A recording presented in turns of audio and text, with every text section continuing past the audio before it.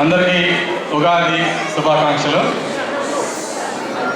ఈరోజు వ్యాలీలో ఈ సాయంకాలం కార్యక్రమానికి ఇచ్చేసిన మీ అందరికీ ఇవే మా ధన్యవాదాలు.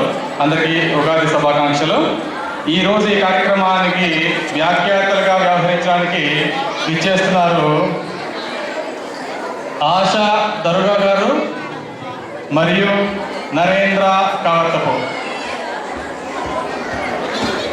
సో వీరిద్దరూ ఈ కార్యక్రమానికి వ్యాఖ్యాతలుగా వ్యవహరిస్తారండి.